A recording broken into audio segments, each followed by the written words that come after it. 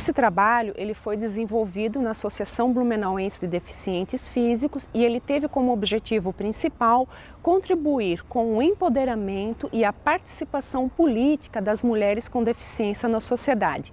Ele foi organizado em 4 linhas de ação. A primeira linha consistiu num grupo de mulheres com deficiência que visava o compartilhamento da experiência de ser mulher com deficiência, bem como a criação de estratégias de enfrentamento para as barreiras atitudinais e arquitetônicas vivenciadas cotidianamente por essas mulheres. Outra linha de ação foi a constituição de um seminário sobre gênero, deficiência física e cidadania, focalizado tanto na questão dos direitos sexuais e reprodutivos, como na cidadania e na participação política dessas mulheres.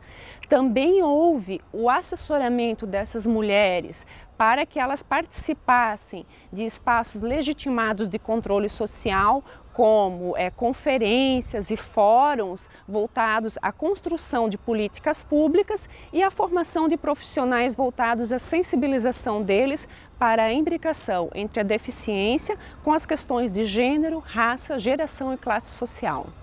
Ela mostra a necessidade de se pautar o trabalho junto a pessoas com deficiências com base na Convenção sobre os Direitos da Pessoa com Deficiência, que foi uma convenção construída com a participação de organizações de pessoas com deficiência de todo o mundo.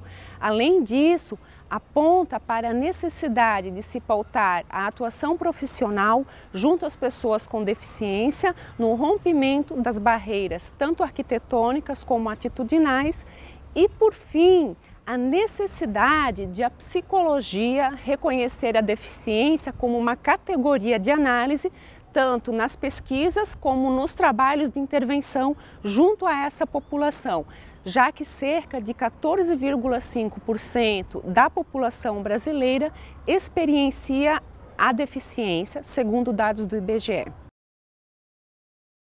Tanto subsídios teórico-metodológicos voltados à garantia dos direitos humanos, também estratégias voltadas ao aumento da participação política dessas mulheres na construção de políticas públicas e a formação de profissionais qualificados para lidarem com as questões de gênero e deficiência.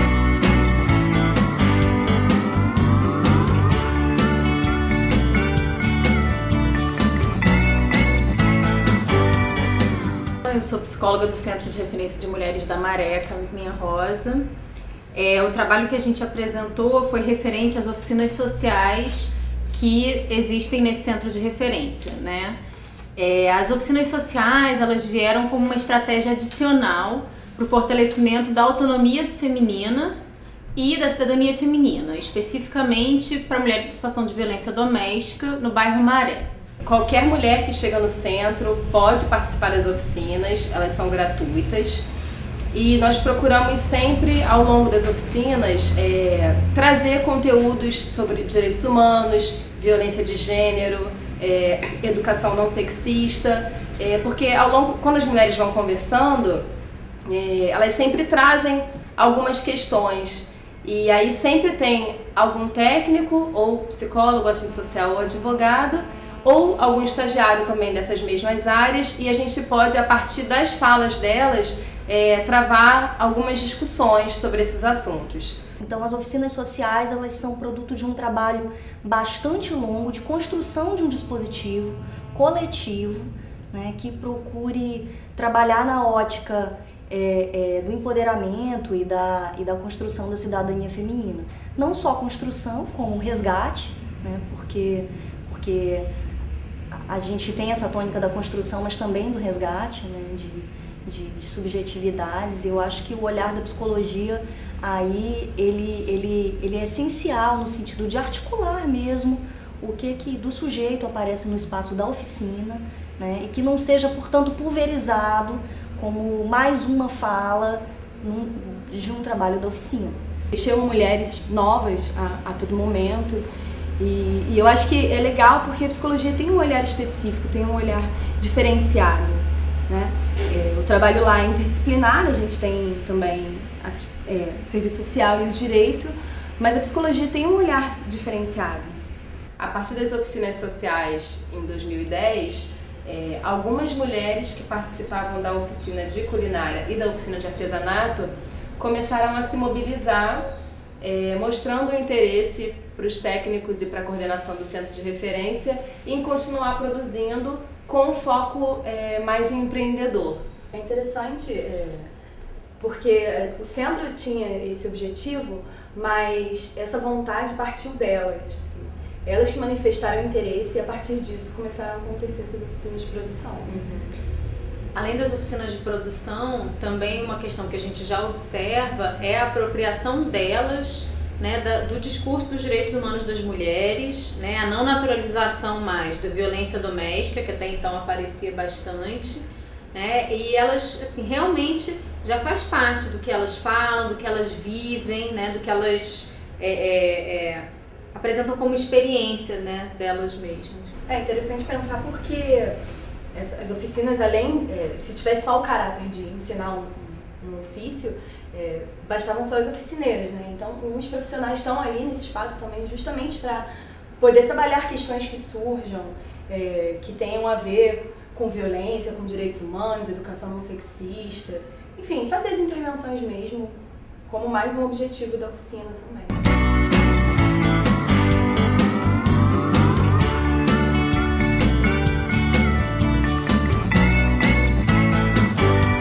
Desde março de 2008, eu coordeno um grupo operativo com mulheres sobreviventes à violência de gênero. Este grupo é coordenado por mim no Centro de Referência de Atendimento a Mulheres em Situação de Violência, Espaço Bem Me Quero, que se localiza na cidade de Contagem, Minas Gerais. Os resultados têm sido muito positivos, primeiramente através da corroboração dessas mulheres. Elas não só demonstram com seus relatos de vida que houve mudança. Mudança em quê? Primeiro, mudança na forma delas enfrentarem a violência. Quando a gente diz enfrentar a violência, quer dizer o quê?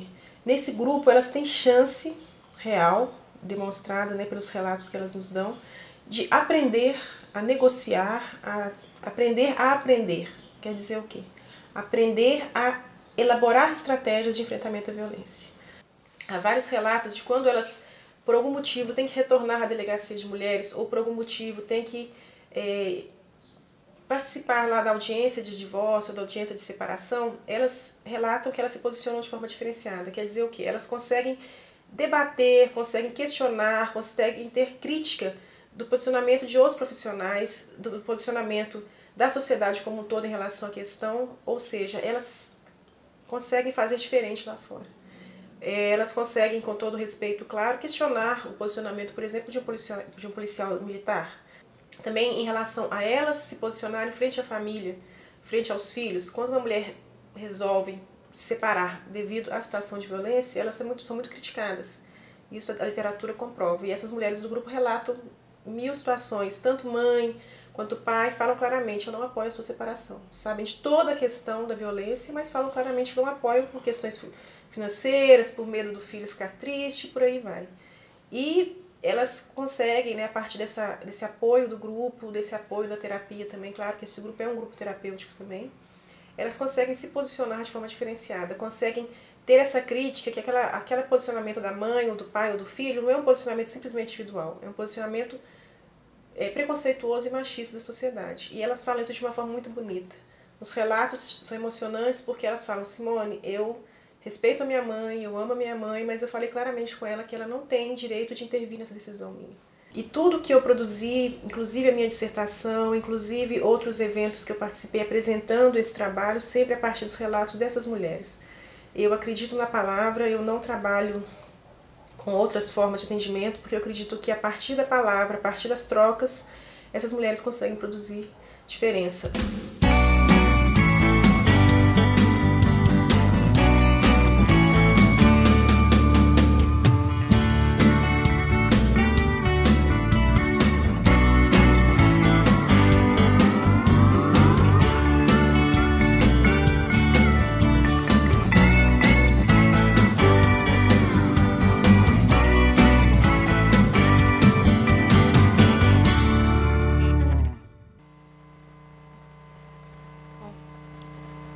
Meu nome é Marilda Castelar, eu estou aqui hoje para coordenar o debate A Psicologia Brasileira profissão de muitas e diferentes mulheres. Gostaria de iniciar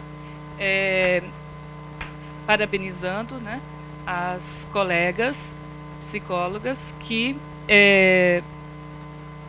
obtiveram, que concorreram a esse prêmio e as vencedoras, né, que vocês acabaram de assistir. Gostaria de apresentar as nossas convidadas de hoje. Yamona Silva Brito, ela é secretária de Políticas de Ações Afirmativas da Secretaria de Políticas de Promoção de Igualdade Racial, é advogada, especialista em regime de direito público e também em gênero e desenvolvimento regional, com ênfase em políticas públicas. Ela foi ouvidora geral da Defensoria Pública do Estado da Bahia, é presidenta do Colégio de Ouvidores das Defensorias Públicas do Brasil e militante do movimento feminista e do movimento negro. Muito obrigada da sua presença aqui hoje. Queria também apresentar que logo em seguida nós vamos ter a fala de Sueli de Oliveira. Ela é psicóloga, militante feminista, integra o Fórum de Mulheres de Pernambuco e é uma das organizadoras do livro A Mulher Brasileira nos Espaços Público e Privado, juntamente com Gustavo Venturi e Marisol Recanã.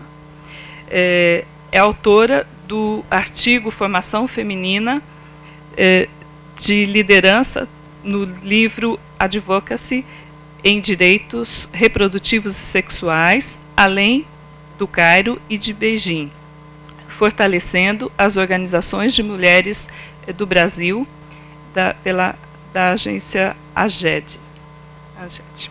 Okay? Queria dar início, cada uma das convidadas, agradecer Sueli também, cada uma das convidadas vão ter 20 minutos para suas falas. Durante as falas vocês podem enviar as suas perguntas, né? Que nós temos uma equipe aqui que vai estar recolhendo as perguntas e logo em seguida vamos poder estar falando. Antes de passar a palavra, eu só queria lembrar que esse é um ano, 2011 e 2012, nós temos 18 conferências pela frente, e queríamos destacar a terceira Conferência Nacional de Políticas para as Mulheres, que tem as suas etapas municipais agora em julho, que iniciou em julho e inclusive em agosto, as etapas estaduais, né, de setembro a 2011, e a nacional em dezembro. Então, gostaríamos de convocar, né, as psicólogas, os estudantes e as estudantes e os psicólogos para estarem participando em seus municípios. Ok? Então, queria passar a palavra, a princípio, para a Yamona, e agradecer. Boa noite a todas as mulheres psicólogas. Deixa eu chegar um pouquinho mais para perto. Pronto.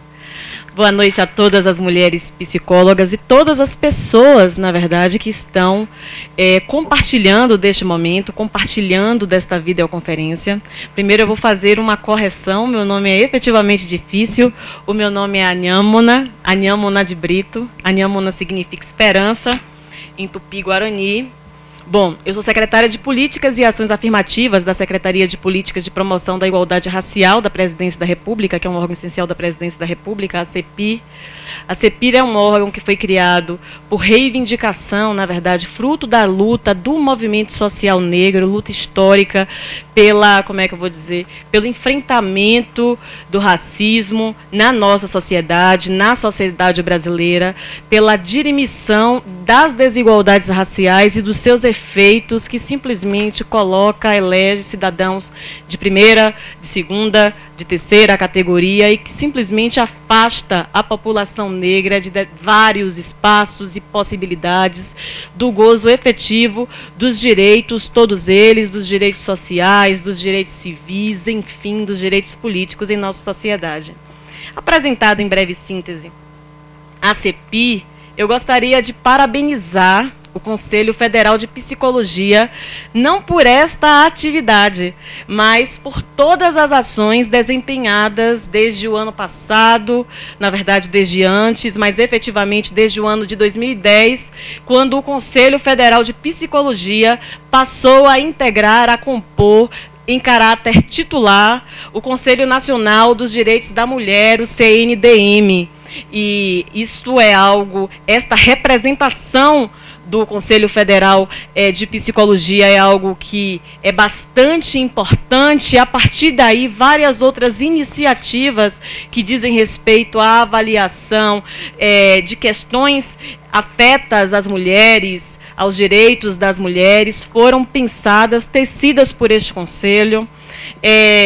Esta atividade soma-se a um número significativo de outras que iniciaram no curso do ano de 2011, atividades intituladas, abrigadas na referência à psicologia brasileira, profissão de muitas e diferentes mulheres. E por isso, parabenizo o Conselho. E eu gostaria de, nesses minutos que eu tenho, de fazer algumas reflexões. A primeira, que é um pouco óbvia, mas bastante necessária, é a de que não há uma mulher a ser, no caso, defendida, no caso, ensejar, um olhar diferenciado por parte do Estado, por parte também das representações da sociedade civil. Nós estamos falando de mulheres, de pluralidade que precisa ser respeitada, mulheres distintas, mulheres brancas, mulheres negras, mulheres que vivenciam de forma diferenciada o que é ser mulher na sociedade brasileira, que tem, na verdade, um ranço muito grande do patriarcado, que simplesmente em seus espaços dos mais variados, e inclusive nos espaços de representação política e institucional de poder, sofre estes impactos. São mulheres distintas. E eu gostaria de, no caso, centrar no que nos diferencia, muitas coisas que, no caso, nos colocam numa relação de proximidade no que diz respeito à luta pela implementação, efetivação de direitos de mulheres, das mulheres, mas tem algo que também nos diferencia e que desequilibra bastante a balança quando a gente está avaliando, discutindo direitos. E este algo, efetivamente, no nosso país, é o racismo. O racismo no Brasil é fundante e determina as relações sociais com um peso muito forte. E o racismo é um fator que precisa ser levado em consideração quando nós estamos discutindo medidas que digam respeito à proteção dos direitos das mulheres. Se a gente for fazer uma avaliação dos casos de incidência doméstica, da forma como a violência doméstica se expressa entre as mulheres, a gente efetivamente conseguirá perceber, se colocarmos o recorte racial como uma variante para a avaliação da violência doméstica, a gente conseguirá efetivamente perceber que o racismo nos distingue e também diferencia, determina a forma como todas as relações, no caso, inclusive as relações de violência, se darão. As mulheres negras, elas se encontram na sociedade brasileira hoje em situação de desvantagem, de desrespeito, e sofre com a sobrecarga de opressão que o ser mulher e o ser negra lhe impõem. E isso precisa ser refletido de forma diferenciada por nós que estamos no governo, que temos uma atuação governamental, pelas representações da sociedade civil que fazem a luta cotidiana necessária para, inclusive, proporcionar mudanças nas políticas. Isso é muito importante, e isso precisa também ser pensado pelas representações de classe, todas elas que, no caso, pensam maneiras, caminhos de fazer do Brasil um país melhor. E aí, neste sentido, eu gostaria de referenciar que esta preocupação dos movimentos sociais e, de forma recortada, do movimento de mulheres negras, tem sido sistematicamente discutido para dentro do Estado e também entronizado nas ações como, na verdade, uma questão elementar para o desenho de estratégias que, no caso, venham a trabalhar as opressões ou venham, no caso, a atacar as opressões e diferenciar das opressões que as mulheres no Brasil possuem. E aí eu gostaria de falar que nós, no Brasil, principalmente pós-democratização, e aí, sobretudo, a partir dos anos 2000, 2003 e tudo mais, passamos a vivenciar processos de discussão com variados setores sobre os rumos políticos do país. As conferências, elas servem como espaço espaços que possibilitam uma discussão mais ampliada sobre o que de fato é ou não é estratégico, que conste nas políticas públicas, enfim. E foi referenciado aqui na abertura desta videoconferência que nós vivenciaremos agora, no ano de 2010, a terceira conferência dos direitos da mulher. E este é um momento muito importante para que a gente avalie a efetividade das políticas públicas que nós, no caso, conseguimos em certos níveis dar segmento. E no último processo de conferência de políticas para as mulheres negras, as ativistas do movimento de mulheres negras, no caso, conseguiram levar à plenária as discussões, enfim, no âmbito da conferência, e conseguiram aprovar a inserção de um eixo no Plano Nacional de Políticas para as Mulheres, voltados justamente à questão da mulher negra. E isso é muito importante, precisa estar na linha de avaliação de todas nós.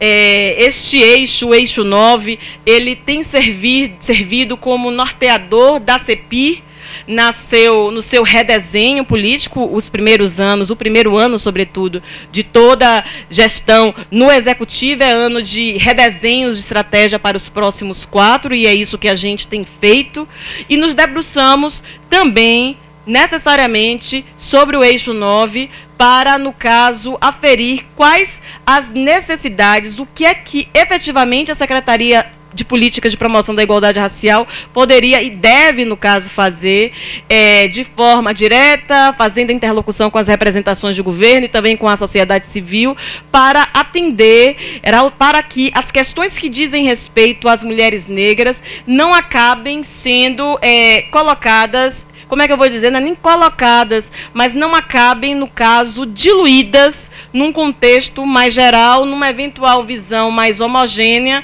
de que os direitos das mulheres precisam ser amparados em sua totalidade. E eu digo isso porque o Brasil, comprovadamente, e o censo de 2010 ele serve para atestar a todos e todas esta realidade, o Brasil é um país de maioria negra.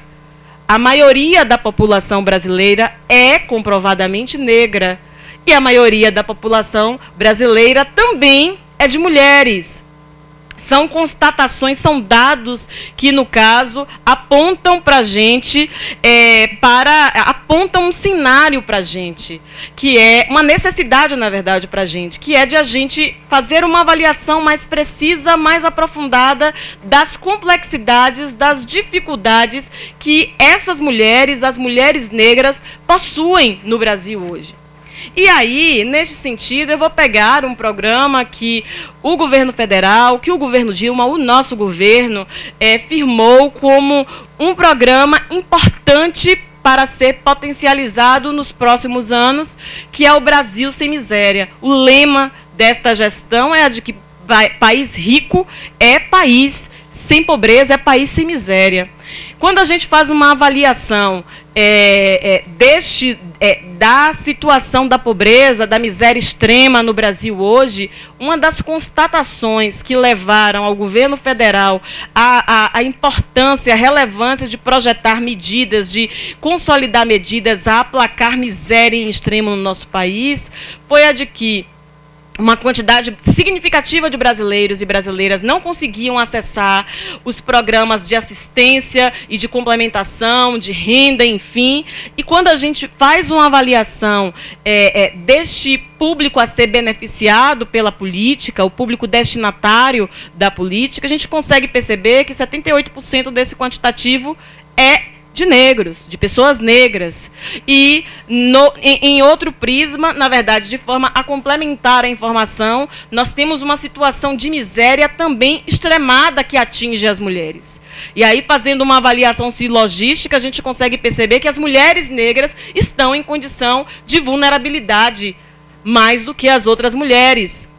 E é uma questão que eu gostaria de ponderar para o nosso debate. E aí eu gostaria também de referenciar o seguinte, fazer uma provocação a este Conselho Federal de Psicologia. Qual é o perfil da mulher psicóloga no Brasil? Qual é o perfil da mulher psicóloga no Brasil? Aonde estão essas mulheres espacialmente falando? E quais são as complexidades que elas enfrentam no exercício da profissão, sendo mulher psicóloga negra, sendo mulher psicóloga branca? São questões a serem relevadas e importantíssimas. Qual é o perfil das pessoas que são usuárias, das mulheres usuárias do serviço de psicologia hoje? Qual é o perfil das mulheres que estão nos manicômios no Brasil hoje? Há estudos que apontam que, sobretudo, que as mulheres negras, elas têm e vivem, na verdade, elas são acometidas. Eu não posso comprovar porque eu não trouxe esses estudos aqui, mas eu vou falar de forma bastante genérica, e aí, se eu estiver equivocada, puxem as orelhas, eu vou até procurar isso para asseverar depois, fazer uma ligação com o que aqui eu disse, mas vou dizer, enfim, que as mulheres negras, elas, no caso, são mais acometidas por, no caso, eu vou chamar de psicopatias, ou elas, no caso, tem um número, uma presença maior também nos... Tudo bem que os manicômios estão, a tendência é que eles acabem, mas nestes espaços de tratamento psiquiátrico, quem é a mulher que está nestes espaços? Quem é a mulher que pode gozar de um atendimento eletivo em psicologia com mais presteza, com mais cuidado, enfim? Quem é a mulher que não consegue acessar isso?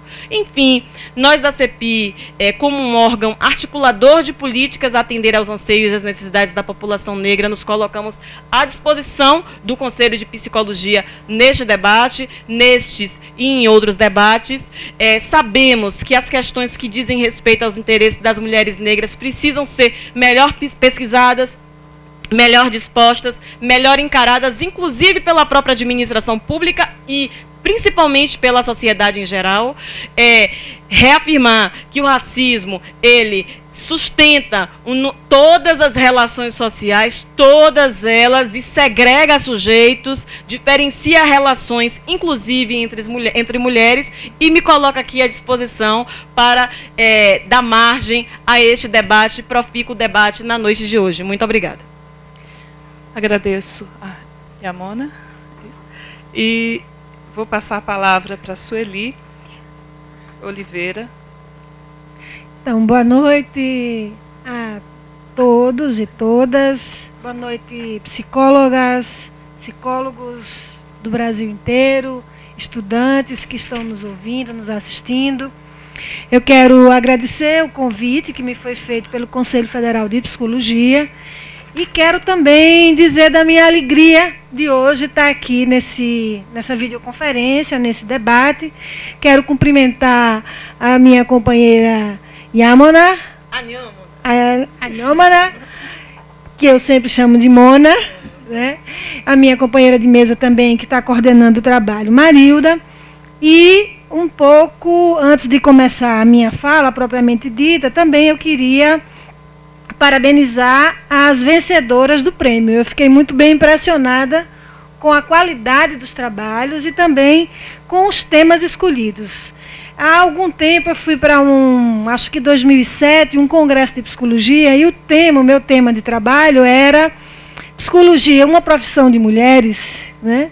Quando o conselho me chamou com esse tema, uma profissão de muitas e de diferentes mulheres, Eu sou psicóloga, me formei pela Universidade Federal de Pernambuco, tenho 26 anos, quase 27 anos de formada, e achei muito interessante desde quando eu comecei a fazer essa discussão. Eu trabalho com o movimento de mulheres há muitos anos, um pouco mais de tempo do que eu tenho de formada em psicologia. Então, quando a psicologia abraça também essa causa, que é uma profissão distintas de diversas mulheres, a gente sempre diz que nós mulheres somos muitas e somos diversas, né? Mona falou um pouco dessa diversidade, focando na questão racial, mas a gente também precisa pensar, inclusive, quando a gente pensa a questão racial como transversal, né, dessa diversidade enorme que somos nós mulheres, né? Lésbicas, bissexuais, trans, do campo e da floresta, né? Mulheres das regiões urbanas, de diversas regiões. A gente sabe que as necessidades são muitas, são distintas. Quando eu recebi o convite, o meu tema de trabalho era a pesquisa Mulheres Brasileiras e Gênero nos Espaços Público e Privado. Essa pesquisa ela foi realizada a primeira vez há 10 anos, por isso que quando você faz a minha apresentação, Marilda, você fala de um livro que foi resultado dessa primeira pesquisa, e agora, 10 anos depois, a Fundação Perseu Abramo, agora não, no ano passado, em 2010, ela fez uma atualização da pesquisa, incluindo mulheres brasileiras e gênero nos espaços público e privado. Essa pesquisa, quem quiser consultar o site, eu já deixo aqui, porque vale a pena se debruçar pelas tantas páginas da pesquisa, são 300 páginas de pesquisa, né? O site da Fundação é www.fpabramo.org.br e vale a pena porque são 6 capítulos e eu tive que fazer um pouco a escolha de Sofia, porque não ia dar para em 20 minutos fazer a discussão desses 6 capítulos. O primeiro capítulo é sobre a percepção de ser mulher, machismo e feminismo estão aí incluídos. O segundo capítulo é sobre a divisão sexual do trabalho e tempo livre.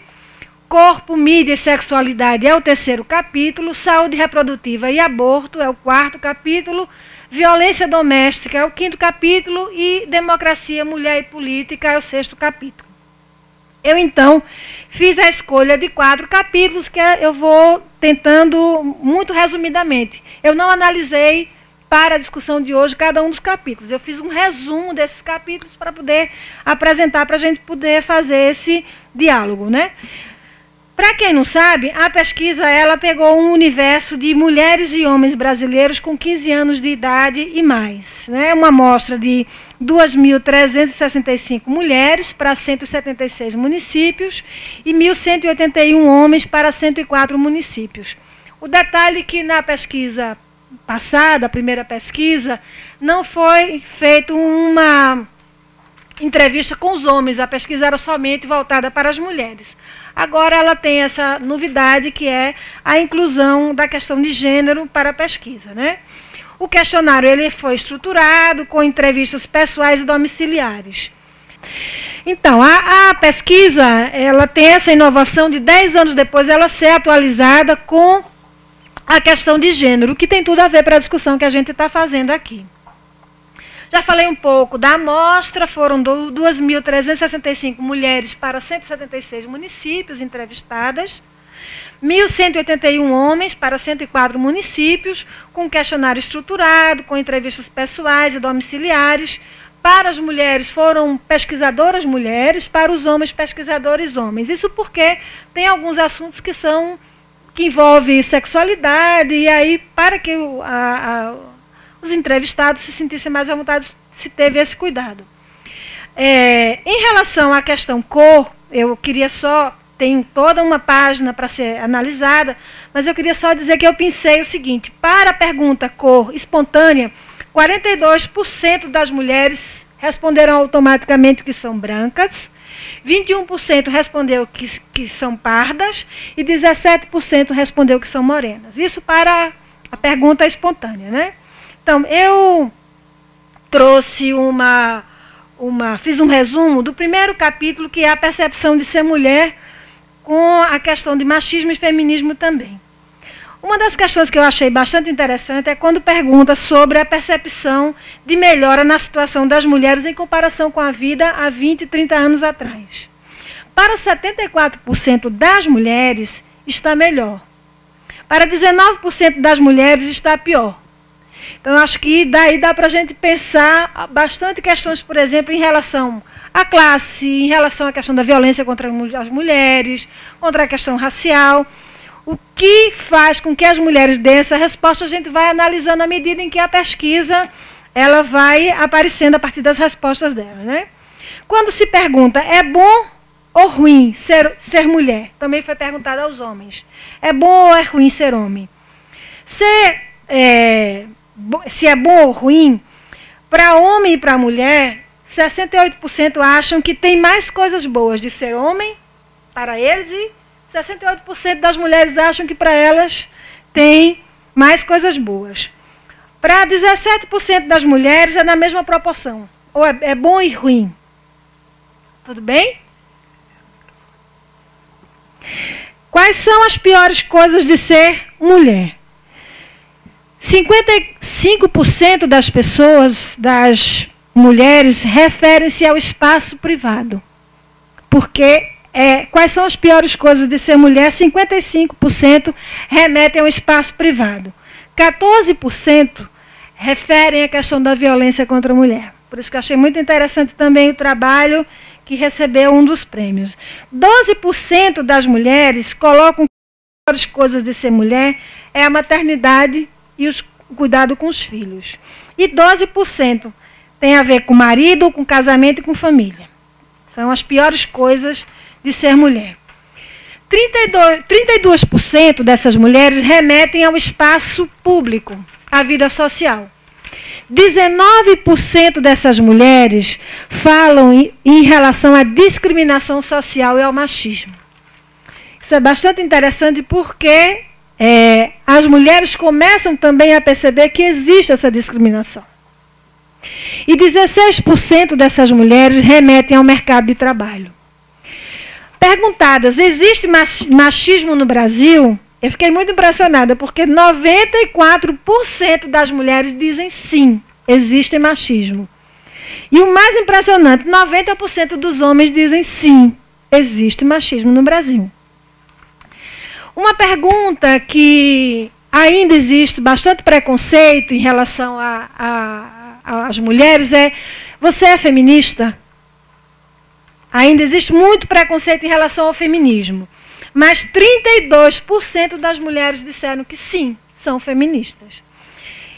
Em contrapartida, 68% dessas mulheres, quer dizer, uma grande maioria, dizem que não são feministas. Em relação ao machismo, perguntados, tem um universo grande que eu não trouxe para cá, todas as respostas, mas é perguntado aos homens, você considera-se machista? O que eu trouxe para a gente analisar é 27% disseram que sim, com a idade entre 18 a 24 anos, que é uma população bastante jovem e que ainda tem tão enraizado o machismo a ponto de responder espontaneamente que sim, se considera machista. Ao contrário de alguns anos, quando a gente perguntava, apesar de ser ainda carregado de bastante preconceito, mas as pessoas nem queriam ouvir falar em feminismo. Perguntada sobre o que é feminismo, 50% das mulheres têm uma visão positiva. Para 22%, feminista luta por direitos. 21% entende que feminismo são mulheres livres, independentes socialmente. Né? E o que entende por machismo? Machismo é poder do homem em relação à mulher. Para 81% das mulheres e para 80% dos homens. Isso é que é mais curioso, é que os homens admitem que o machismo é esse poder que se exerce sobre a mulher. E o mais curioso, a relação de poder do homem com outras pessoas. Então não é só do homem com a mulher, é do homem também nessa relação com as outras pessoas. Para as mulheres, 16%, para os homens, 24%. Eles próprios se reconhecendo nesse lugar. Então esse foi um capítulo que eu trouxe para a gente começar a discussão. Um outro capítulo que eu acertadamente trouxe para a gente dialogar tem a ver também com a discussão dos prêmios, que é a saúde reprodutiva e abortamento. O abortamento o prêmio não falou, mas a saúde reprodutiva sim. Tipo de relacionamento vínculo, né? Quando foi feita a pergunta, como você considera o relacionamento com a pessoa com quem você teve a sua última relação sexual, 88% das mulheres colocam que era uma relação estável com quem você teve a sua última relação. Para os homens, 79% dos homens, eles tiveram também com a relação estável. Para as mulheres, 11%, e para os homens, 20% relações eventuais. Para as mulheres, relação eventual, 11%. Isso porque, eu comecei com essa questão, porque a gente vai um pouco pensar também sobre o uso do preservativo e a feminização da AIDS, que é um outro fenômeno que tem crescido bastante no Brasil com a contaminação do HIV pelas mulheres, né? Então, usou camisinha na última relação sexual, 25% das mulheres responderam que usaram sim preservativo na última relação. Apenas 1% diz que ela própria usou a camisinha feminina, o que é um número muito pequeno, considerando que a camisinha já existe, já é distribuída nos postos de saúde. Teoricamente, a gente pode ir nas unidades de saúde e procurar pelo preservativo feminino. Mas 68% das mulheres disseram que não usou camisinha e 60% dos homens também não usou camisinha. A pergunta imediata é: por que não usou preservativo? Para 32% das mulheres não usou pela relação de confiança e 35% dos homens também não usou pela relação de confiança. Quando pergunta por que usou, 64% dessas que usaram disseram que as mulheres que usou a camisinha como uma forma de evitar doenças, de evitar DSTs. Ou seja, existe, claro, um conhecimento de por que usar o preservativo. A pergunta também que chama bastante atenção é em relação ao teste HIV. Você já fez o teste HIV? 50% das mulheres disseram que sim. E 36% dos homens disseram que não. Mas 46% das mulheres disseram que nunca fizeram o teste. Tem um dado aí interessante para a gente observar, é que quando as mulheres fazem pré-natal, já está lá como medida de fazer o teste HIV. Porque a quantidade, 46% fizeram, mas 50 e tantos não fizeram, nunca fizeram o teste. Então, o que mostra também que talvez aí tenha a ver com o exame pedido no pré-natal. Eu já vi que o meu tempo está terminando e eu não vou poder falar um pouco mais sobre saúde reprodutiva e aborto, porque eu quero terminar com a questão da violência doméstica e sexual, né? Eu fiquei muito impressionada quando eu estava preparando a fala e lendo. Essa é a terceira vez que eu falo sobre a pesquisa, né? E cada vez eu me surpreendo com os dados, porque é um universo muito grande para ser analisado.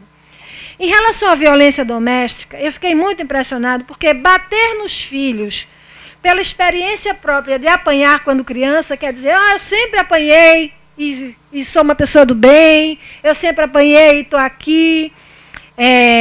Para 81% das mulheres, uns tapas de vez em quando é necessário. E para 65% dos homens, os tais dos tapas de vez em quando é necessário. Aí a gente vai para a opinião sobre bater em mulher. Eu estou sabendo que o meu tempo está terminando, eu estou fechando para concluir. A opinião sobre bater em mulher. 91% dos homens dizem que bater em mulher é errado em qualquer situação. Mas quando a gente pergunta se já bateram em uma mulher ou em uma namorada, 57% dos homens confirmam que pelo menos uma vez já bateu em mulher, ou namorada, ou a própria esposa, e 43%, o número é assustador, 43% admite que bateu algumas vezes, mais de uma. Quando pergunta a eles a descrição do que fez dessa violência, eles 84% afirmam que foi tapas, empurrões, que sacudiu a mulher. Então, quer dizer, 91% admite que é errado em qualquer situação, mas imediatamente admitem o próprio uso da violência. Para fechar, o que chama bastante atenção também, para nós que trabalhamos com esse tema da violência contra a mulher, esse é um dos meus temas de trabalho, é que, assim, perguntadas às mulheres se você já sofreu alguma violência do marido ou do ex-marido, 18% na espontânea respondem que sim. Mas, quando elas são estimuladas, quando a gente pergunta, quando os entrevistadores perguntam, eu vou falar alguns tipos de violência que acontecem com as mulheres, e aí você disse se já aconteceu com você. 40% das mulheres já sofrendo violência. É um índice absurdo. É um índice gritante, né?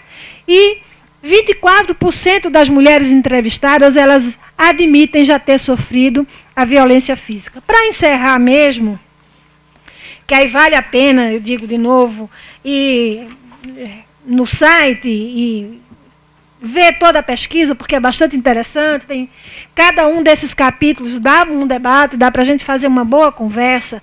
Para encerrar, a Lei Maria da Penha. Qual é o conhecimento da Lei Maria da Penha? 84% das mulheres já ouviu falar da lei.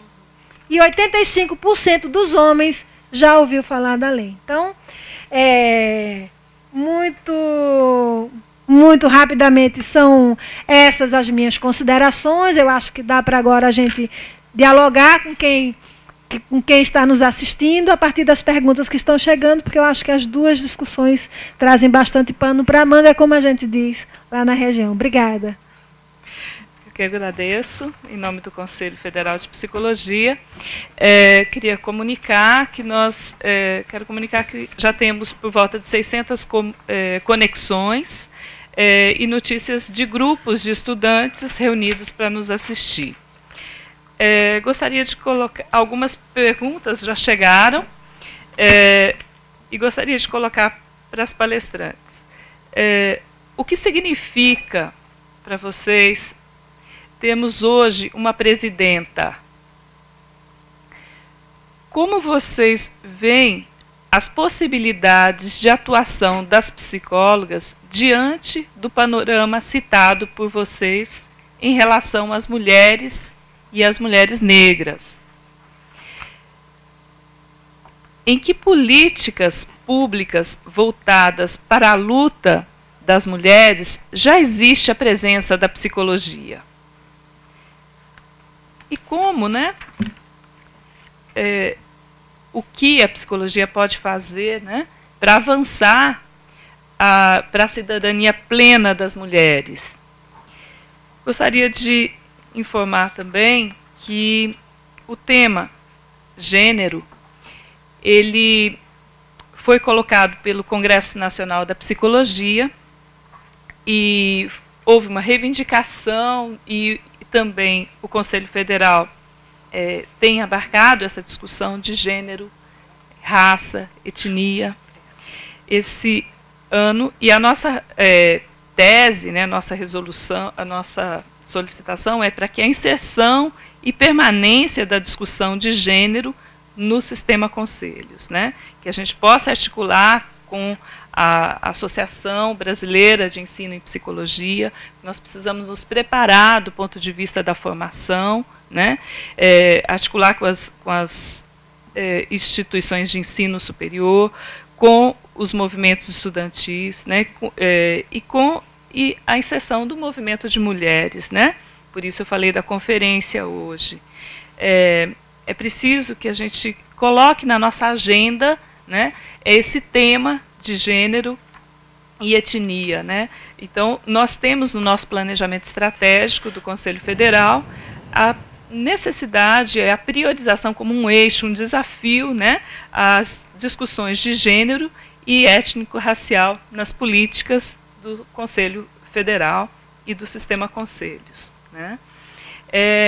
Para a gente começar, uma das provocações que a colega colocou foi sobre nos conhecermos mais. E essa pesquisa geral apresentada pela Sueli mostra essa necessidade da gente conhecer um pouco mais desse recorte, né? E eu gostaria de comunicar, né, que nós já vamos ter, a partir desse mês, o Cadastro Nacional da Psicologia. Estamos fazendo um recredenciamento, né? E essas informações do Cadastro Nacional é um primeiro passo para que a gente possa aprofundar uma pesquisa a respeito do perfil da psicóloga e dos psicólogos, né? Então, o Cadastro Nacional, ele pode ser acessado no site, né? Cadastro, né? cfp.org.br. E também, para avançar nessa discussão, temos a ouvidoria.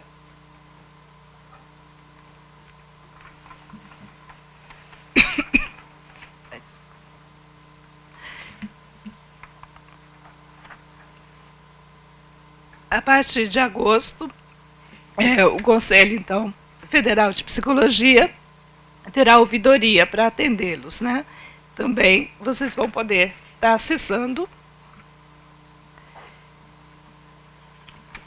Vão ter um telefone, que é o 0800 642 0110, ok? Eu vou passar para as palestrantes para fazer colocar as respostas, né? E já a gente volta. Fala um pouco mais dessa ouvidoria.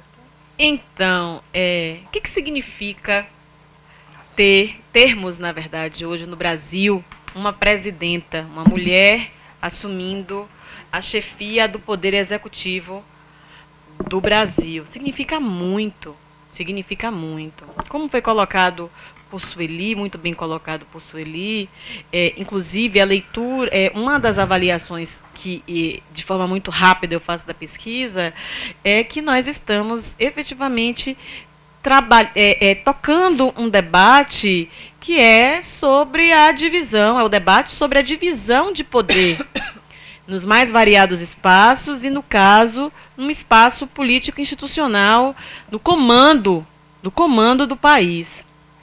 Nós mulheres, historicamente, foi imposto, um espaço como majoritário, que é o espaço doméstico, é o espaço privado. As nossas avós não tiveram, não gozaram, dispuseram da mesma oportunidade que eu, e por aí vai. E se a gente fizer uma avaliação retrospectiva, a gente percebe que a afirmação de direitos, de determinados direitos, como necessários e essenciais para as mulheres, e a afirmação da necessidade de termos e de afirmarmos direitos humanos para as mulheres, é muito, muito recente. Ter uma presidenta no comando da nação é mais do que simbólico. É simplesmente iniciar possibilidades. A gente sabe que repartir poder não é assim, que agora com a presidenta Dilma no comando do executivo, as coisas mudarão. Mas penso e trago aqui, inclusive, um pouco do que foi dito pela presidenta quando ela, em seu discurso pós-eleição, que hoje qualquer menina no país pode olhar, pode chegar para seu pai, para sua mãe e dizer: eu posso ser o que eu quiser. Por trás dessa fala, desta frase, tem muita coisa. Tem muita coisa. Nós podemos ser o que quisermos, nós mulheres. E nós temos direito, inclusive, de representar, de repartir poder. Se somos maioria na nação, no Brasil, e em quase todas as unidades da federação as mulheres perfazem maioria, nada mais justo, ou melhor dizendo, necessário, que as mulheres elas simplesmente componham também os espaços de comando. Que as mulheres estejam nos espaços de comando, que decidam os rumos de forma compartilhada. Não é de se pensar que num país que consegue evoluir sistematicamente em vários espaços, não é de se aceitar. E isso as mulheres no Brasil hoje já apontam de forma bastante contundente pela não aceitação. Que nós, mulheres, não possamos, numa relação de ideia e presença, representar os nossos interesses, que os nossos interesses eles sejam representados por homens. A composição do ministério, dos ministérios, cada vez mais se amplia a presença de mulheres, a gente consegue perceber isso, mas é também essencial que tenhamos mulheres nos cargos políticos eletivos, do legislativo, é importante que tenhamos uma Câmara Federal com mais presença de mulheres, e aí eu vou fazer em tudo isso, eu trago a necessidade de nós, mulheres negras, também nos fazermos representadas nestes foros, nestes espaços, em face, inclusive, dessa pluralidade. Temos ainda muito pano para manga, não dá para dizer que as coisas não mudaram, sim mudaram, mas ainda temos muito chão para caminhar, muita estrada para percorrer, muita barreira para romper. É um processo, mas ter a presidenta Dilma como a nossa presidenta é uma injeção, nos deu uma injeção de ânimo, de expectativa e demonstra, significa muito para a maioria do país, essa maioria de mulheres. Como é que a gente vê as possibilidades de atuação das psicólogas diante do panorama, diante de todo esse panorama que a gente referenciou aqui, né, com relação às mulheres e às mulheres negras? Como é que a atuação das psicólogas, da psicologia, no caso, pode se fazer de forma mais presente? Quais são as possibilidades, quais são os caminhos, enfim. E aí, eu gostaria de referenciar, vou juntar um pouquinho a pergunta 2 com a pergunta 3, de quais políticas públicas voltadas para as lutas das mulheres já existe a presença da psicologia, porque eu vou tentar referenciar algumas políticas públicas que precisam, que a psicologia precisa, no caso, fazer, entrar de forma mais permanente. Uma referência que eu gostaria de trazer aqui é a seguinte: o Ministério da Saúde hoje considera que racismo, que desigualdades raciais e que racismo institucional constituem-se como determinantes sociais de saúde. Ou seja, são questões que fazem com que a incidência eu não sou da área de saúde, por favor, perdoem-me por eventuais equívocos em referência, mas com que incidências de determinadas doenças elas ocorram de forma diferenciada. E não poder diferenciada quando a gente está falando de uma pessoa negra ou de uma pessoa branca, e não poderia, em qualquer hipótese, ser diferente, porque nós estamos falando de um Brasil... para lá, né? Pronto. Nós estamos falando de um Brasil que viveu 300 anos de escravidão, nos quais mais de 4 milhões de africanos foram escravizados e que, neste processo de escravidão, simplesmente eram considerados como, na verdade, objetos, e tudo isso reflete ainda hoje.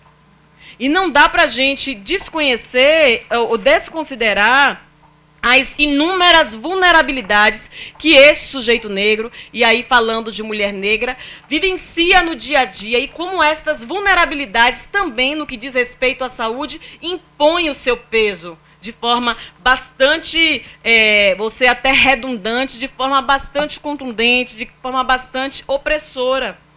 A primeira vulnerabilidade é a seguinte: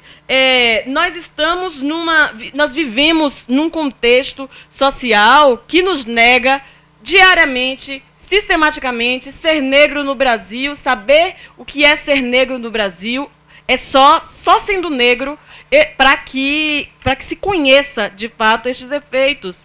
Mas eu gostaria de dizer que nós vivemos num meio ambiente que nos nega sistematicamente, nega sistematicamente o nosso direito de pertencimento.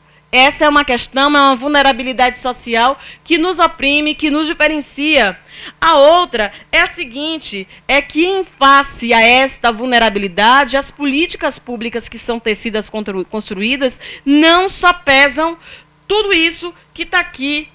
Para além disso, nós precisamos, no caso, aí eu gostaria de afirmar que há uma vulnerabilidade política muito grande, porque o todo que é construído, pensado, estruturado, em muitos momentos é feito com o quê de universalidade que não se aplica numa sociedade que tem tantas desigualdades como a sociedade brasileira.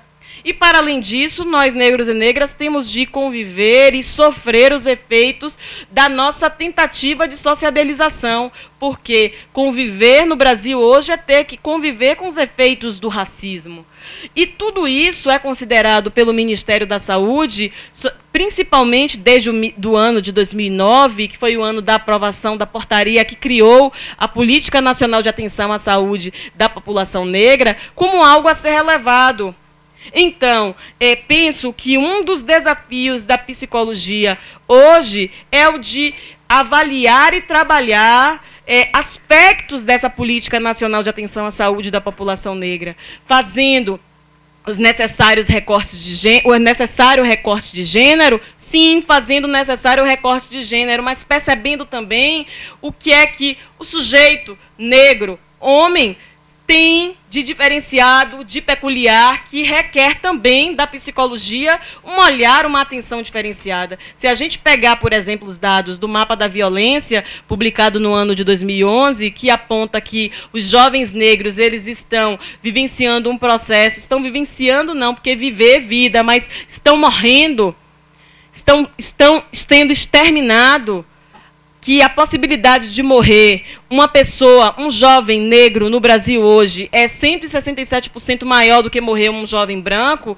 isso traz para a psicologia uma demanda. O que está por trás daquele agente opressor, daquele agente assassino que mira, que direciona suas ações sobre um alvo negro? O que é que o corpo negro significa?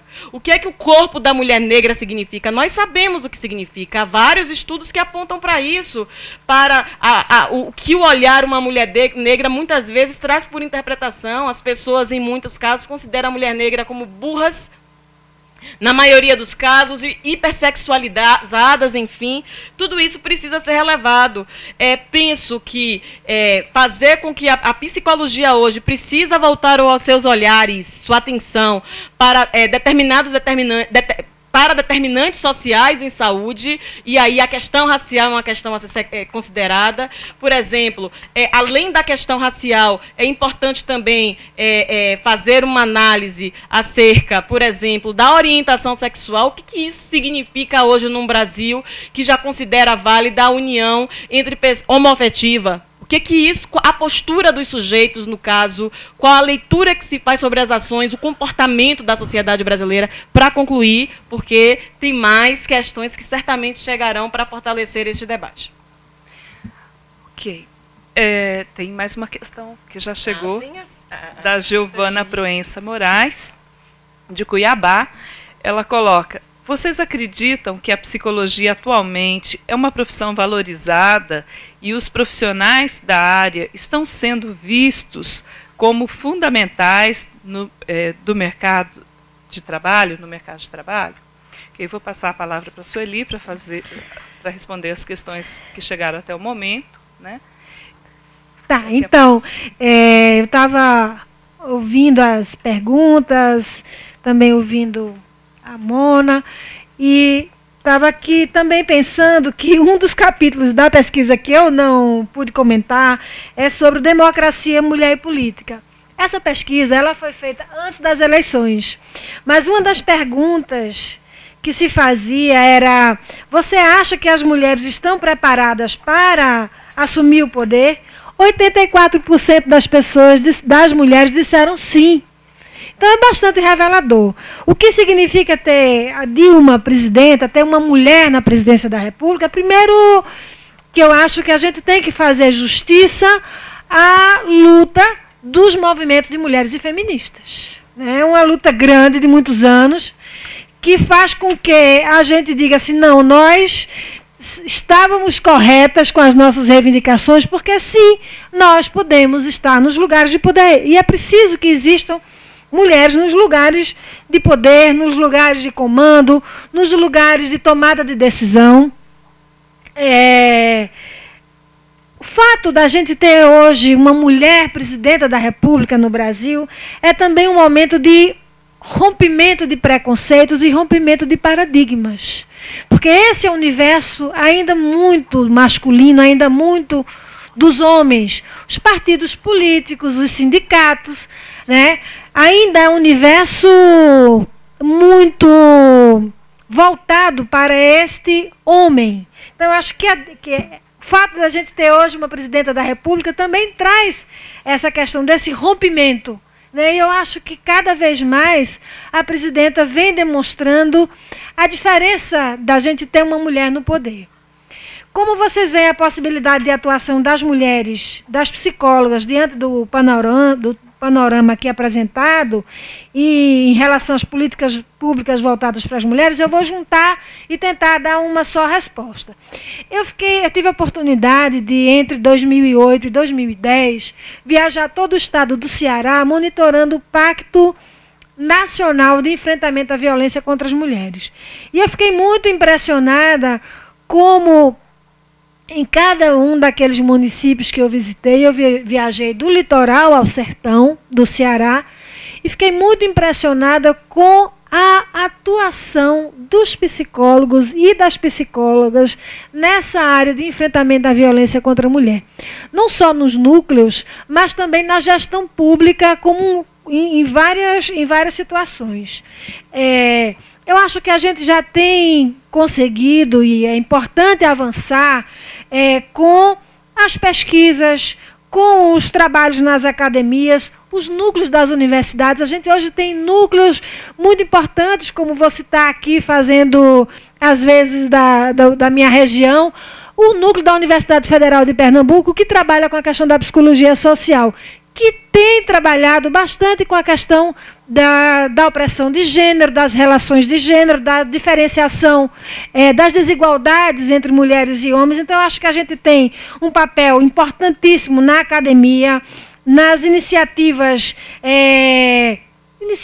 como a do Conselho Federal de Psicologia, que traz, não estou falando somente dessa videoconferência, embora ela também tenha uma importância enorme, porque nós estamos dialogando com os conselhos de todo o país, né? Mas estou falando também com essa iniciativa do prêmio, por exemplo. Veja como foi importante, que descobertas interessantes nós podemos fazer em diversas áreas, e como tem psicólogas e psicólogos pensando a questão de gênero e a psicologia, não só a psicologia social, mas também a psicologia social. E aí, lembrando da psicologia social, eu queria mais uma vez lembrar para todas as pessoas que estão nos assistindo que a gente vai ter agora o congresso da ABRAPSO, da Associação Brasileira de Psicologia Social, que vai ser em Recife, 15 de novembro próximo. Então, eu acho que, respondendo a Giovana, que comenta sobre a valorização da psicologia, eu só vejo que cada vez mais existe uma valorização. Não estou falando da questão salarial, mas estou falando da inserção e de onde nós podemos cada vez mais estar dialogando e desenvolvendo nosso trabalho. Eu acho que existe, sim, é positivo, uma valorização da psicologia no Brasil, hoje. Nesse sentido, nós temos sido muito requisitados, né? E em várias instâncias, né? A colega estava mencionando a nossa participação no Conselho das Mulheres, mas temos sido chamados na Defesa Civil, temos sido chamadas, né, nas questões da terra, e existem diversas frentes de atuação para a psicologia hoje. Nós temos sido muito demandadas, né, o tempo todo. Isso é um sinal, né, de que a repercussão da nossa tarefa, né, do nosso trabalho de mudança, de transformação social, tem ampliado dia a dia, né? Agora, será que nós estamos preparados do ponto de vista da formação para dar conta do sofrimento psíquico fruto do racismo, como a colega coloca, né? Qual a consciência, né, de ser mulher? Mulher psicóloga, psicóloga mulher, né? O que sentido nós damos para essa prática profissional referenciada, né, de uma profissão feminina, né, uma profissão que tem essa especificidade, né? Hoje é uma profissão exercida por maioria de mulheres, né? Existe um contraste nas nossas organizações, né? As 22 organizações nacionais da psicologia, se a gente faz um levantamento, nós estamos em maior presença, nós constatamos maior presença nas direções de homens, né? Então somos várias entidades lideradas muitas vezes por homens. O que significa isso, né? Será que as mulheres estão abdicando da liderança, né? Como que isso se coloca? Nós não temos discutido essa especificidade do que é ser mulher psicóloga. Como que as mulheres funcionam, né? Como elas estão... qual é essa especificidade de ser mulher influencia ou afeta a psicologia hoje, né? Afeta a nossa prática, na nossa atuação profissional, né? Como que a gente trabalha com os usuários da psicologia negros, né? Negras, né? Como está sendo esse trabalho, né? Então é preciso que a gente avance. Sim, eu estou convencida disso.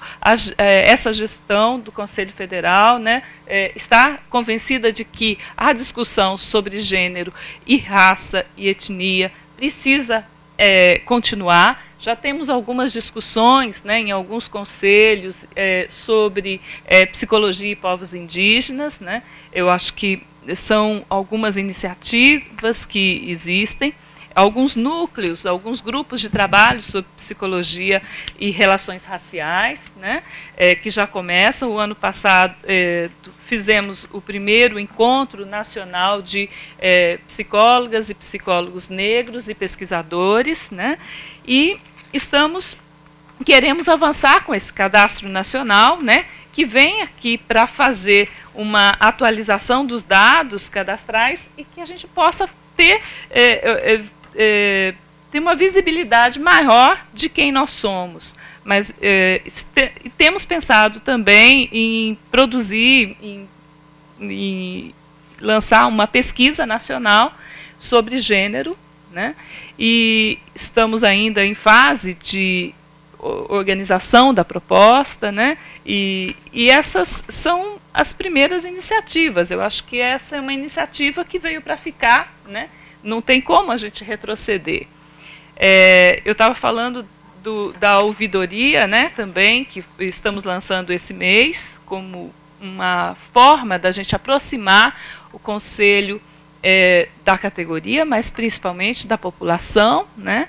Eu acho que ter um 0800 e divulgar é uma forma da gente dar acesso para a população direta ao sistema conselhos. E isso é uma iniciativa também que veio de uma reivindicação desse Congresso Nacional da Psicologia, que nós já fizemos 7 congressos nacionais da psicologia, e essa é uma iniciativa importantíssima, porque vai aproximar a sociedade, né, da psicologia. Então, acho que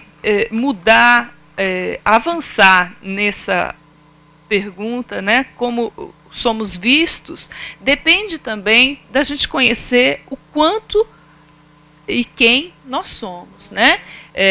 Avançar também na nossa autoimagem, né? Do conhecimento da nossa autoimagem e do nosso trabalho, do que nós fazemos no dia a dia e qual o potencial dessa profissão, né? Então, temos agora em setembro um encontro nacional da Associação Brasileira de Ensino em Psicologia, que é um espaço importante, né? O ano que vem estamos organizando uma mostra de práticas em psicologia para 2012. essa mostra de práticas, ela já aconteceu, já vai ser a segunda mostra, depois de 12 ou 13 anos, né? Então, eu acho que são momentos importantes de avanço, né? E lembrando também que, em 2012, nós vamos fazer 50 anos da profissão, né? Esses 50 anos mostra aí uma maturidade, né?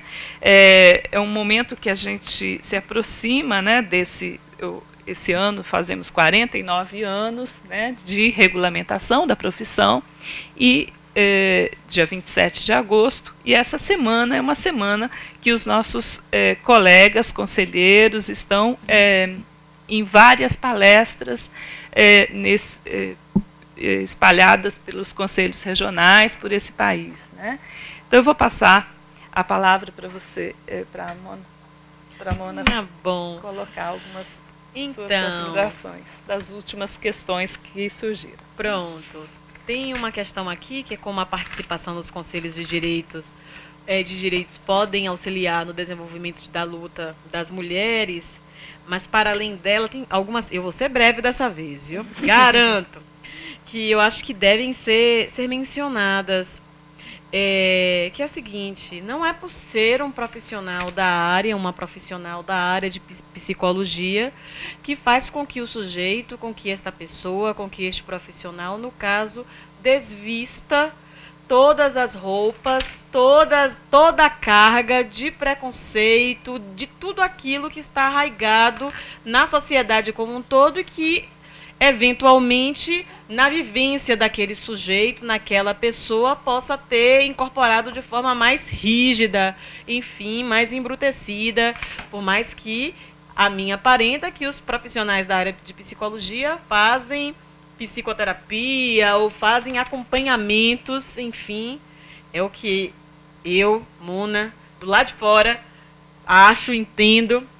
Mas ser psicóloga não faz com que as pessoas desvirtam, retire completamente a carga de preconceito que detém. Por isso que é importante discutir psicologia e relações raciais, relações de gênero, relações também que dizem respeito à orientação sexual. É importante discutir os currículos que formam estes profissionais para fazer com que a sociedade, suas peculiaridades e, inclusive, as opressões, elas sejam também sopesadas na formação dos sujeitos.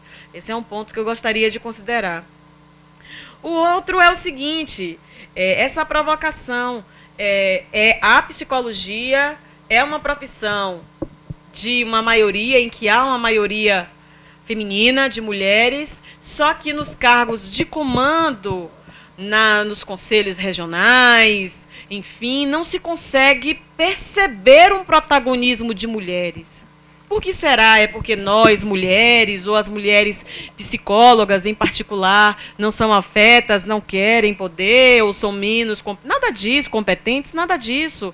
É porque o que acontece na sociedade em geral também se replica em outras relações, em outros espaços, e não poderia ser diferente aqui, quando a gente fala da profissão, psicologia e das pessoas que integram, que compõem, que são os profissionais da área. Estamos falando de relações de poder.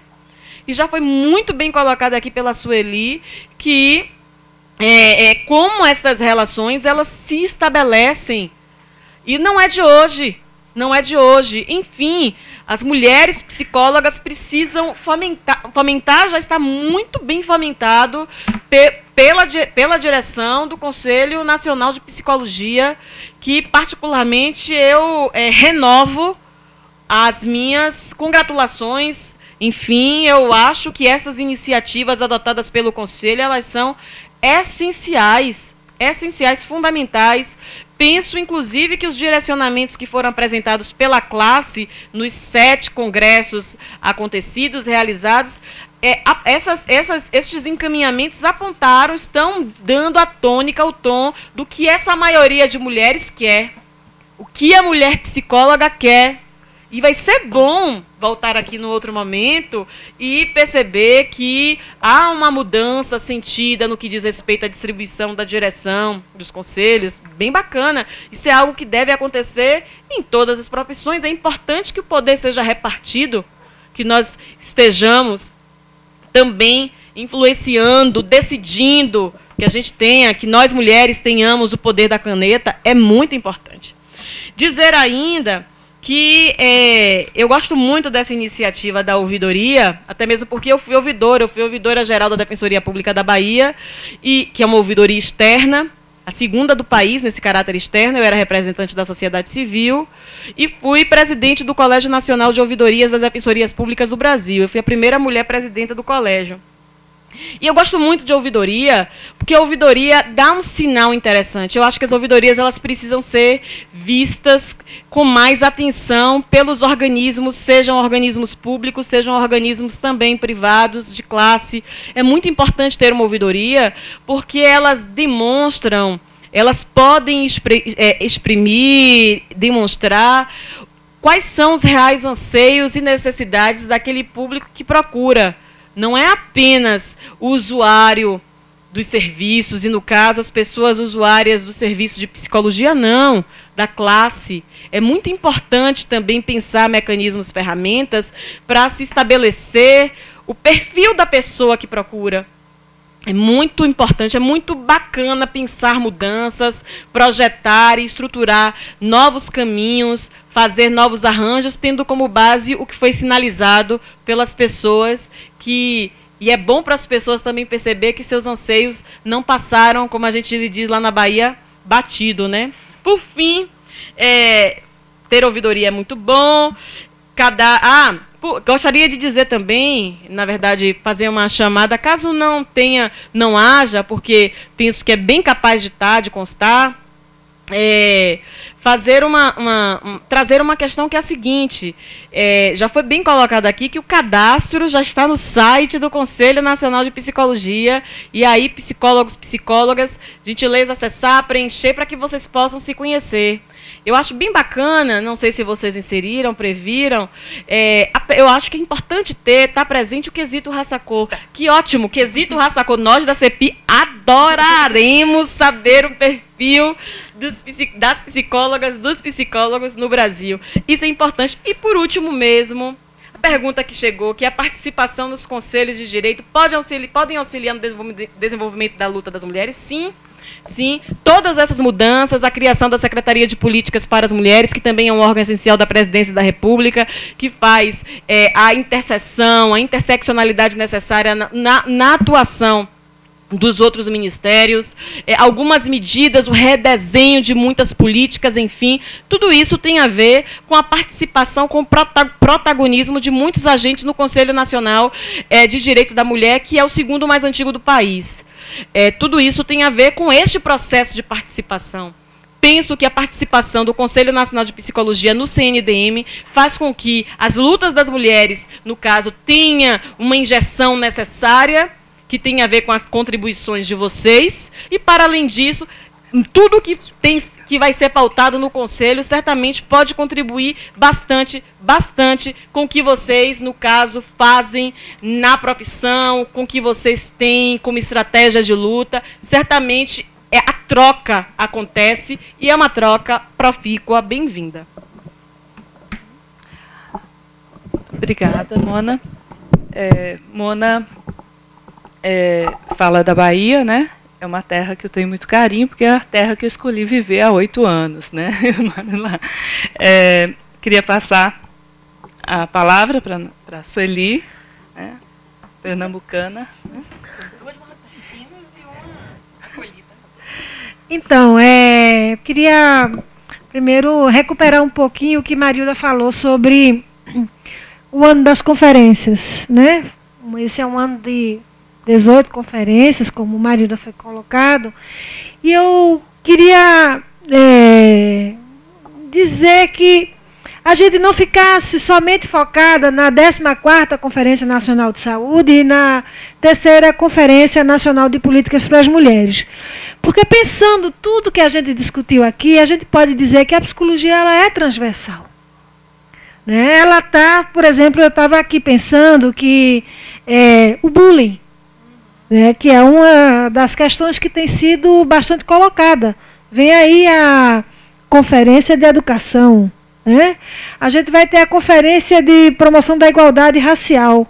Essa diversidade que a gente tem no país, mas principalmente quando a gente pensa a questão racial, né, eu acho que vale a pena também, por tudo que a minha companheira Mona colocou aqui. Mas eu estava pensando, por exemplo, esse ano a gente tem também a Conferência LGBT. Né? A gente sabe que a homofobia, a lesbofobia são questões importantes para a psicologia trabalhar. A gente sabe que existe um fenômeno terrível chamado estupro corretivo, não é? Que esse é um lugar também importante para a gente ter uma atuação da psicologia.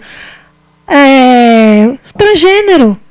Essa é uma questão bastante importante para a psicologia estar acompanhando essa pessoa que vai fazer a sua cirurgia, né? Tem todo um trabalho que é feito antes de chegar ao momento da cirurgia, quer dizer, mais uma vez a atuação da psicologia. Então a gente poderia ficar aqui enumerando várias vamos dizer assim, tentáculos, no melhor sentido da palavra, de onde a psicologia está, já que a gente pensa a psicologia de uma forma transversal.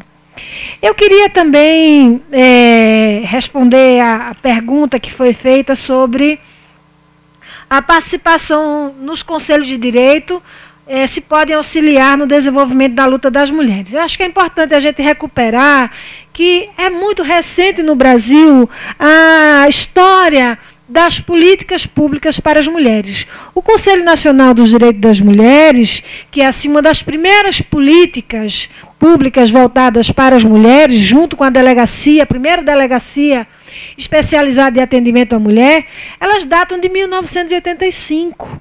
Então é muito recente, né? É de 1985 a primeira delegacia especializada de atenção às mulheres em situação de violência na cidade de São Paulo. As coordenadorias da mulher, que são os equipamentos públicos de execução de políticas para as mulheres, elas datam também a primeira coordenadoria lá de Santo André, em São Paulo, a primeira coordenadoria da mulher, quando a prefeita Luísa Erundina foi prefeita de São Paulo. Então, é tudo ainda muito recente. Mas é importante também que a gente reconheça nesses lugares importantes de conquistas das mulheres. Os conselhos setoriais, eles são um importante instrumento de controle social. No Conselho Setorial, ou seja, no Conselho Nacional dos Direitos das Mulheres, no Conselho Nacional de Saúde, no Conselho Municipal da Educação, são nesses conselhos setoriais que se elaboram as políticas públicas, que se fiscaliza como é que o secretário de Educação está gastando o dinheiro, como é que a Secretaria de Saúde está usando o dinheiro que foi aprovado para ser executado com tal política. Então, os conselhos, eles são instrumentos importantíssimos de controle social. E é muito interessante que a gente tenha assento no Conselho Nacional dos Direitos das Mulheres. Então, a gente vai viver esse ano, já começou, um processo muito rico de democratização de direitos, que é esse momento de realização das conferências municipais, das conferências estaduais e das conferências nacionais. É importante participar das conferências, ir lá discutir as propostas que a gente tem, fazer com que elas sejam aprovadas, sair delegada para a conferência estadual, brigar para ser delegada para a conferência nacional, porque é a partir desses espaços que a gente tem também, esse não é o único instrumento de controle social que a gente tem no país, mas esses são importantes instrumentos, fruto da democracia, fruto, a gente tem que registrar, dos movimentos sociais que fizeram com que, ou se a gente hoje vive numa democracia, isso tem a ver com, inclusive, a morte e desaparecimento de muitas pessoas que viveram na época da ditadura militar. Então é importante a gente registrar isso. Eu queria, mais uma vez, parabenizar a iniciativa do Conselho Federal de Psicologia, dizer da minha alegria, dizer que eu estou à disposição para estar aqui. Eu fui base do meu sindicato, fiz movimento estudantil já bastante voltada, porque eu sempre fui uma entusiasta da psicologia. Dizer da minha disposição de participar de outras vezes e dizer que vocês podem contar comigo sempre que eu puder, que for preciso e que eu também puder. E parabenizar, dizer a vocês muito obrigada pela atenção, pelo carinho com que nos responderam, mandando perguntas, porque aqui a gente tem também um diálogo. Essa que é a grande história das videoconferências, a gente poder fazer uma fala, mas do outro lado alguém também dá um retorno para a gente, seja fazendo perguntas, seja comentando sobre as questões que a gente colocou. Então, mais uma vez, muito obrigada pela atenção. Bom, gostaria de também agradecer ao convite, mais uma vez agradecer ao convite, dizer que para a CEPI, no geral, e para mim em particular, estar aqui hoje é muito, muito importante. Faço um número significativo de reflexões, tendo como base os debates da noite de hoje. Mais uma vez, renovo os meus cumprimentos ao Conselho Nacional de Psicologia e espero, de fato, ter podido contribuir com os debates. Para além disso, gostaria que a nossa relação, a relação da CEPI com o Conselho Nacional de Psicologia, continuasse. Faço falas que apontam para parcerias futuras, e para vocês que estão ouvindo e compõem organismos, conselhos estaduais de psicologia, peço que entrem em contato com os representantes dos organismos de promoção da igualdade racial que existem nos estados e também nos municípios. Nós da CEPI temos cadastro com informações dos mais de 700 organismos de promoção da igualdade racial que existem no país hoje. São representações que na esfera do executivo estadual e também municipal dialogam políticas de promoção da igualdade racial, mais do que tudo visam o enfrentamento do racismo e de seus efeitos. Entre em contato conosco. Mais uma vez, muito obrigada. Em nome do Conselho Federal, nós vamos encerrar por hoje. Esperamos que esse debate online ele dê continuidade, né, nas salas de aula, que eles dê continuidade nos espaços que os psicólogos e as psicólogas estão trabalhando, né, e que esse seja apenas o início de uma conversa, né, uma conversa para a gente muito importante, muito cara, né, e que agradeço imensamente a contribuição de vocês duas, né, da disponibilidade de vir até aqui, né, e de contribuir de forma tão brilhante com a fala de vocês. Tá? Agradeço muito. Queria avisar também que esse debate vai estar disponibilizado no site do Conselho Federal para outras oportunidades, né, e que outros virão. Então, agradeço, quero desejar às psicólogas e os psicólogos uma boa comemoração, né, no dia 27, né, com muitas formaturas, né, de estudantes, também parabenizar os estudantes. Obrigada.